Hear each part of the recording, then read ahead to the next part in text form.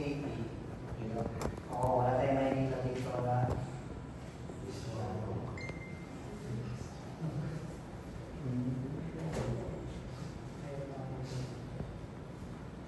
nakabaliktad kasi nakawala yung video. Pero tama, may answer.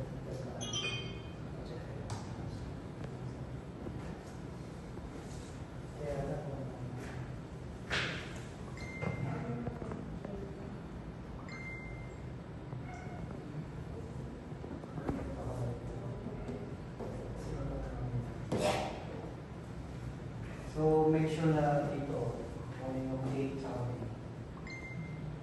Dapat yung kaya ko yung mga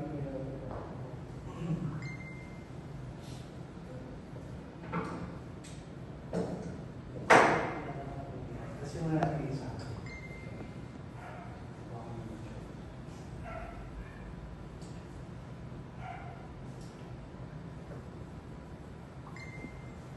And then papakita mo na ako.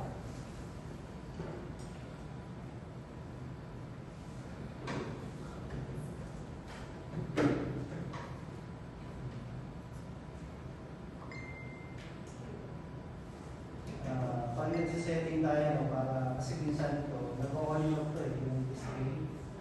Pag hindi mo na siya napindot ng mga ilang seconds na ito, pwede natin reset ng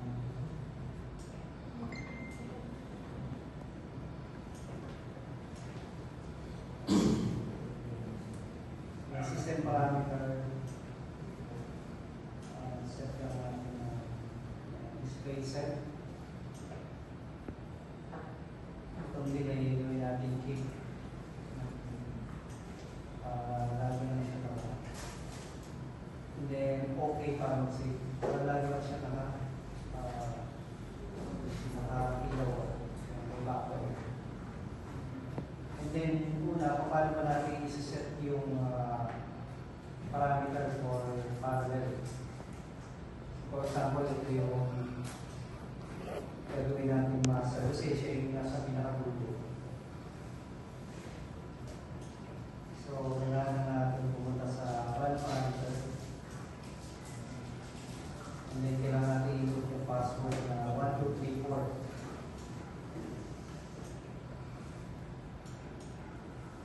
So, every time na may naselect tayo na mag-play ko sa center.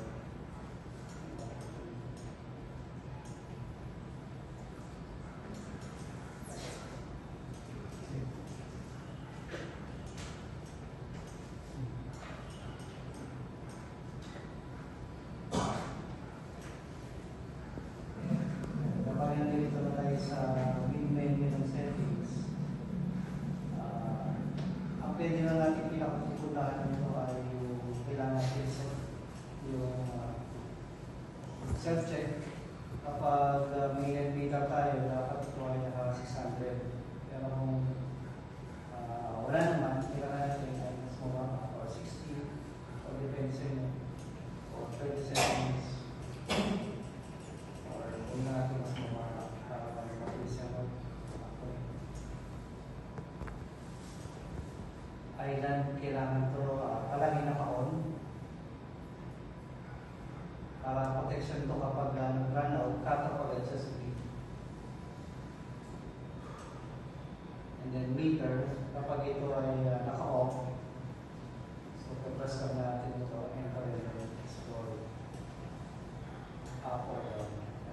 Hindi pag may-on natin yan, long press lang natin itong enter kasi nandito sa loob yung subdirectory niya na menu. Nandito yung mismo settings na store at saka yung parallel. So MFR, ito kung anong smart meter gamit mo. Kung April, Istron or Shino. Pero kung Istron tayo, i-select natin.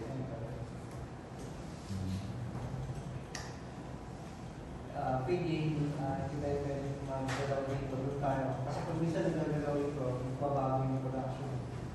Ginagamit lang ito kapag specific lang yung power na gusto mong i-pin. Pero may isa pang pin doon sa labas ng menu, mas maganda doon compared dito. So, nandito yung shunt. Although naka-master siya, no?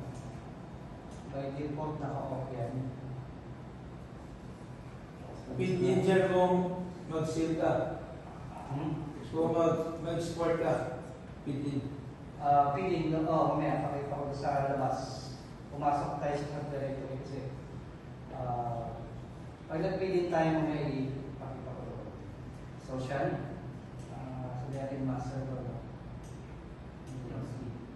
Shunt quantity, dalawang pag tatlo, may inverter yan, so dapat tatlo to. So lahat, every inverter to tatlo din nakalagay sa shunt quantity. Mababago lang yung shunt row, ito master system.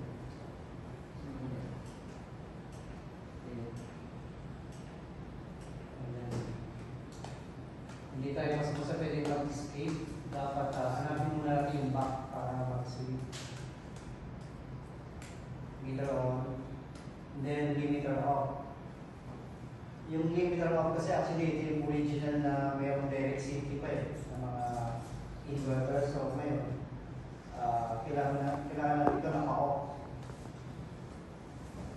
Tapos kapag may meter tayo, naka-on. Hindi siya pwede sabay na on dahil pag nakasabay naka-on yan, walang production. And then kapag gusto naman natin mag-export or mag-benta, dito yung sinasabi natin na PPA na pwede natin gawin 100. So dito yung sa labas mismo. Yung nasa loob na yun, pwede rin yun, but mas efficient kapag dito sa labas kasi ito parang pang-overhaul pala. Mas efficient dito compared dun sa loob ng meter. So kung nakalimit naman tayo, ibig sabihin na mayroon tayong CD at hindi mo tayo magamit. So stay lang natin na pin-in 0% kasi wala pa naman tayong meter service. And then MPPT kung gusto ba natin i-parallel, yung MPPT natin, MPPT 1 sa 2. Gusto natin i-parallel.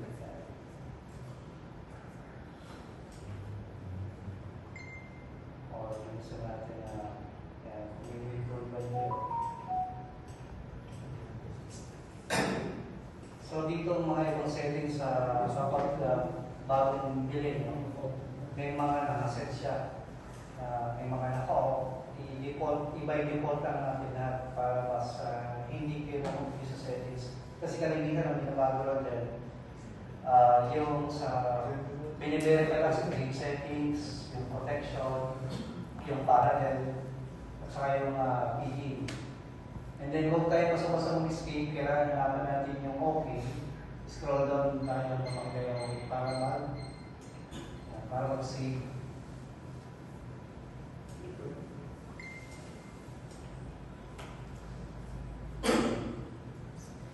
And then paano pa natin malalaman kapag nagko-communicate ng inverter sa meter. Pwede natin scroll up or down.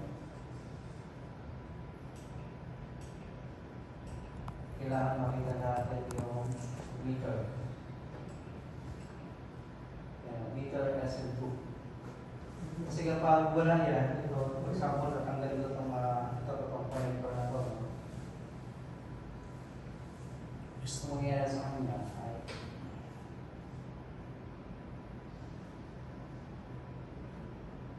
meter offline.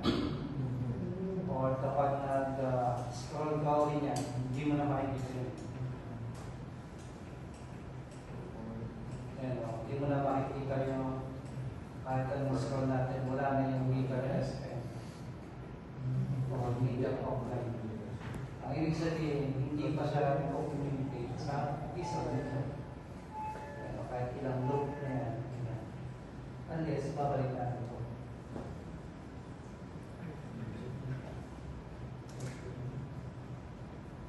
So, once may balik natin, scroll lang natin itong dalawa. Sa pinakamunan nila, may slave.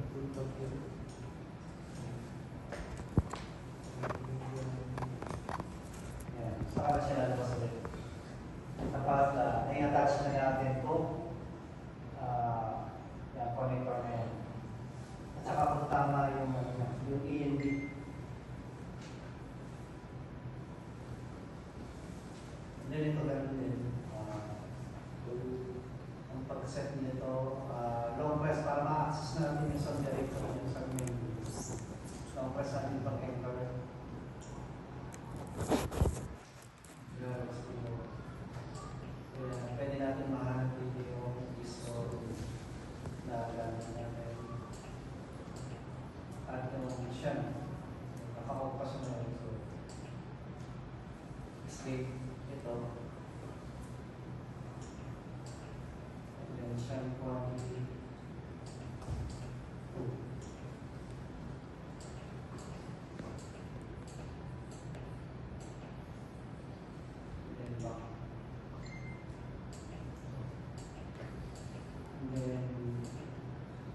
naman tayo makita natin yung okay.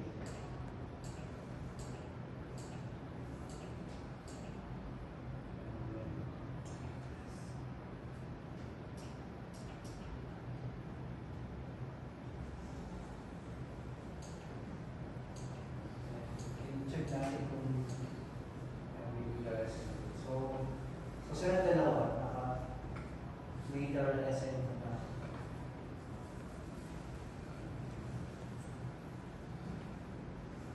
Ito si yung iPhone. Kasi successfully connected yung mga inverters.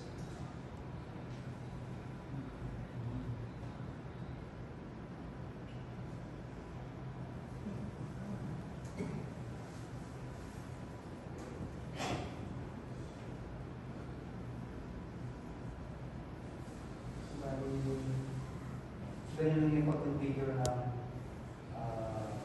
inverter.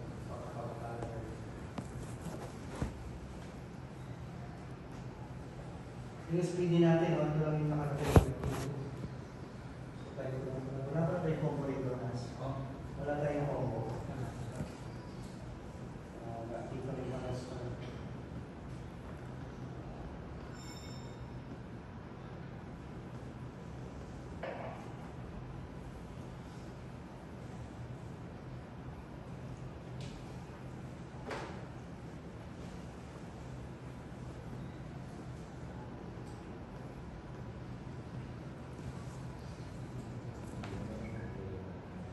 So yung paralleling niya, ganun pa rin.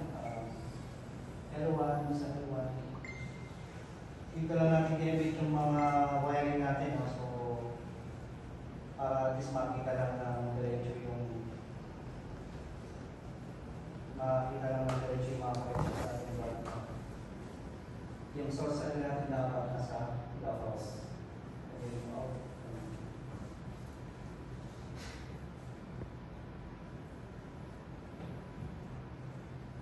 So, yun, may questions tayo?